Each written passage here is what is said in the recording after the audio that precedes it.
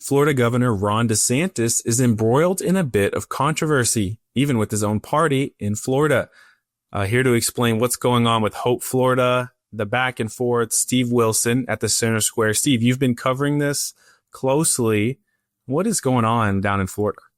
Well, you've got major league dysfunction among the legislature and Governor DeSantis. Now, before, DeSantis had a pretty easy ride with the Florida Legislature, which is, as you well know, is dominated by a GOP supermajority in both chambers. But, of course, as you know, the leadership cycles over after every 2 years. So you have a new speaker, whole new crew. The House Speaker, Daniel Perez, has made it clear from the get-go he wants to chart his own path, and he doesn't just want to be a rubber stamp for Governor DeSantis. I think anyone can understand that. But what's happened is there was a Medicaid, settlement with this healthcare giant Centene, and they gave 67 million or 57 million, depends on which way the lawyers slice it. But basically, the governor's office is saying that 10 million of this settlement, which was separate from the main settlement, was a donation to Hope Florida, which is a charity and also a direct service organization with the Florida state government. That's a faith-based deal, and it's run by First Lady Casey DeSantis. So what happened is 10 million got sent there. That's problematic. The House is saying that this was part of the settlement and it was taxpayer money because it was Medicaid money. The governor is saying, no, it was a separate thing and they can separate this money.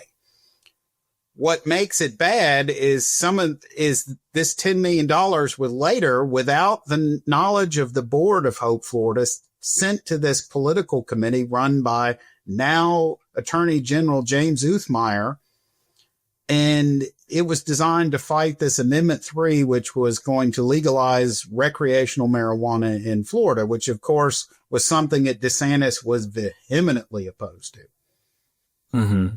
And so the issue is, what was this a donation? Was this actually taxpayer funds? And is the House inquiry just going maybe too far? Maybe it's just a tempest in a teapot. I don't know. Well, it's complicated too, right? By DeSantis being a lame duck governor. Mm-hmm. So a lot of times when a Republican is upcoming election, there's motivation within the party to show unity, to rally around the incumbent, all that. But there's none of that. Ron DeSantis can't run. I've seen reporting that he is maybe trying to put his wife in the governorship. Do you think that's true? And how do you think this impacts her chances? Does she want to do that? I think she probably wants that, but I think a lot of partisan people could say that this was definitely an attempt to take her off the board with this, because this will kind of tar her. And the other thing that's it's stunning to me is just how there's no good guys in any of this. DeSantis, this looks like, if you're just someone from outside the Sunshine State, it looks like he's trying to give taxpayer money to a charity that's run by his wife. Also, on the other side, you've got the House trying to definitely politically wound probably one of the most popular and probably the most consequential governor in Florida history. Whether you agree with him or not, he's gotten a lot done. He's had an incredible run. But why would you go up against a guy like that, except to set the stage, like you said, for the gubernatorial election in 2026? Okay, interesting. So is somebody going to go to jail over this, or is this just a bad look, kind of a bad media story? The thing that is to me is problematic. It depends. It's like you remember the Bill Clinton, the meaning of is and alone. You're definitely got some legalese parsing of the settlement Was it a actual donation, or did it come from the settlement? And at the end of the day, this would be a federal case. Does the district attorney, U.S. attorney really want to take this case on? Because usually anytime, as you know, with federal prosecutions, they don't step into a courtroom unless they know 90% that they are going to win. And I mean, they win like 95% of the time. Can you win with a case like this? Was there a crime committed? I just don't know that. I think the whole point of this on the House thing was to weaken DeSantis. And I mean, they've gone against him on just about everything. And it's just, to me, I don't understand why these three leaders, the Senate president, the House speaker, and DeSantis just can't sit in a room and say, look, let's squash our beefs.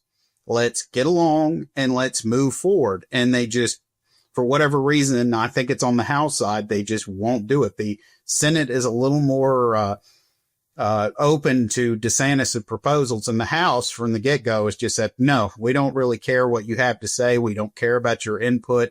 We don't care that you've got like a 70, 80% approval rating. We just don't care. And so this is also connected to sort of a reformation of some social service programs in Florida. Is that right? I've seen he's trying to maybe get more private institutions, private charities providing healthcare or different things like that. Can you explain what's going on there? What Hope Florida does is it connects people with these faith-based organizations, and it's trying to get people job training and get them off welfare, which I think is a great idea. I don't think, and DeSantis and his wife have defended Hope Florida and what it does. But the thing is, this whole thing is not really about what it does. It's the fact that there was money that was maybe sent, and the fact it went to a political committee. Now, granted that the Amendment 3, which would have done the recreational weed, it was very well funded by a Canadian weed grower. They outraised the opponents of this like 100 to 1. I mean, it was ridiculous. I mean, it was like they raised like millions and millions, and they had pennies on the dollar. Yet they won because DeSantis used what Theodore Roosevelt called the bully pulpit. He went all over the state and explained to voters, hey, this is why this is bad. This is why you shouldn't vote for that. And apparently his arguments carried the day.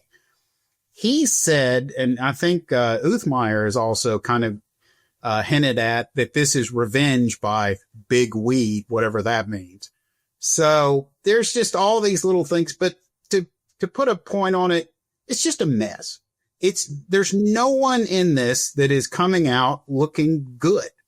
DeSantis looks bad because it looks like he redirected taxpayer funds to a charity run by his wife, and later those funds were sent to a political committee, which just does not look good. And the House, they just look like they're just trying to go after DeSantis because they disagree with him. And I mean, when you consider 10 million, when you consider the size of the Florida budget, which is in the billions, that's a drop in the bucket. Wow. Well, it was a very interesting story, Steve. Clearly know your stuff. I guess we might check back in with you for an update, but at the very least, you can see at thecentersquare.com any future reporting on this. Thanks so much for coming on, Steve. Thank you.